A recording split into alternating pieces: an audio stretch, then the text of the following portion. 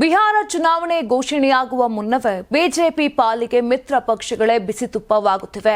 ಸದ್ಯದ ಬೆಳವಣಿಗೆಗಳನ್ನು ನೋಡಿದ್ರೆ 2018ರಲ್ಲಿ ಕರ್ನಾಟಕದಲ್ಲಿ ನಡೆದಿದ್ದ ಸನ್ನಿವೇಶವೇ ಬಿಹಾರದಲ್ಲಿ ಮರುಕಳಿಸುವ ಸಾಧ್ಯತೆ ಇದೆ.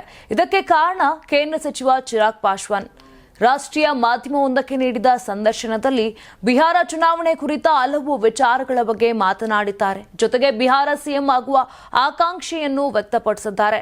ನಾನು ಬಿಹಾರದ ಸಿಎಂ ಆಗಬೇಕೆಂದು ನಮ್ಮವರು ಮಹತ್ವಾಕಾಂಕ್ಷೆ ಹೊಂದಿದ್ದಾರೆ. ನಮ್ಮ ಪಕ್ಷದ ಕಾರ್ಯಕರ್ತರು ದೊಡ್ಡ ಕನಸುಗಳನ್ನು ಹೊಂದಿದ್ದಾರೆ. ಇದರಲ್ಲಿ ತಪ್ಪೇನಿದೆ? ನಾನು ಬಿಹಾರದ ಸರ್ಕಾರದ ಭಾಗವಾಗಿಲ್ಲ ಅಂತ ಹೇಳುವ ಮೂಲಕ ಸಿಎಂ ನಿತೀಶ್ ಕುಮಾರ್ಗೆ ಚಿರಾಗ್ ಪಾಸ್ವಾನ್ ಬಿಗ್ ಶಾಕ್ ಕೊಟ್ಟಿದ್ದಾರೆ. ನಾನು ಅಡಿಗೆಯಲ್ಲಿ ಉಪ್ಪು ಇದ್ದಂತೆ ಬಿಹಾರದ ಪ್ರತಿಯೊಂದು ವಿಧಾನಸಭಾ ಕ್ಷೇತ್ರದಲ್ಲಿ ಲೋಕ್ ಜನಶಕ್ತಿ ಪಕ್ಷ 20ರಿಂದ 25 ಸಾವಿರ ಮತಗಳನ್ನು ಹೊಂದಿದೆ.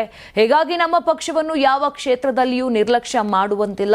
ಈ ಮೂಲಕ ಬಿಜೆಪಿ ಜೆಡಿಯುಗೆ ಚಿರಾಗ್ ಪಾಸ್ವಾನ್ ಖಡಕ್ ಸಂದೇಶ ರವಾನಿಸಿದ್ದಾರೆ.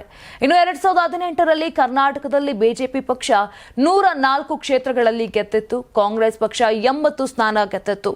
ಜೆಡಿಎಸ್ 37 ಕ್ಷೇತ್ರಗಳಲ್ಲಿ ಗೆಲುವು ಸಾಧಿಸಿತ್ತು. ಆ ವೇಳೆ ಕಾಂಗ್ರೆಸ್ ಜೆಡಿಎಸ್ ಮೈತ್ರಿ ಮಾಡಿಕೊಂಡು ಸರ್ಕಾರ ರಚಿಸಿದ್ದವು. ಜೆಡಿಎಸ್ ಪಕ್ಷ ಕಡಿಮೆ ಸ್ಥಾನ ಗೆದ್ದಿದ್ರು.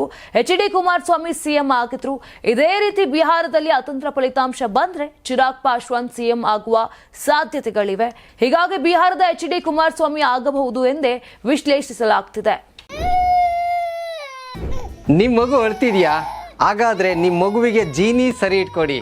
ಯಾಕಂದ್ರೆ ಜೀನಿ ಸರಿ ಇಟ್ಟು ನಿಮ್ಮ ಮಗುವಿಗೆ 100% ಸರಿಯಾದ ಆಹಾರ. ನಿಮ್ಮ ಮಗು ನೆಮ್ಮದಿಯಾಗಿ ನಿದ್ದೆ ಮಾಡಬೇಕಾ, ದಷ್ಟಪುಷ್ಟವಾಗಿ ಬೆಳಿಬೇಕಾ? ಹಾಗಾದ್ರೆ ಜೀನಿ ಸರಿ ಇಟ್ಟು ಕೊಡಿ. ಎಲ್ಲಾ ಮೆಡಿಕಲ್ ಶಾಪ್ಗಳು, ದಿನಸಿ ಅಂಗಡಿಗಳು, ಸೂಪರ್ ಮಾರ್ಕೆಟ್ಗಳಲ್ಲಿ ಲಭ್ಯ. ನಮ್ಮ ಕರ್ನಾಟಕ ರಾಜ್ಯದಲ್ಲಿ ಕಳೆದ ವರ್ಷದ ನೀಟ್ ಮತ್ತು ಐಐಟಿ ಜೆಇಇ ಪರೀಕ್ಷೆಯಲ್ಲಿ ಸಾವಿರಾರು ಉಚಿತ ಮೆಡಿಕಲ್ ಹಾಗೂ ಐಐಟಿ ಸೀಟ್ಗಳನ್ನು ನೀಡಿರುವ ನಮ್ಮ ಹೆಮ್ಮೆಯ ಎಕ್ಸೆಲ್ ಅಕಾಡೆಮಿಕ್ಸ್ ವಿದ್ಯಾಸಂಸ್ಥೆಯಾಗಿದೆ.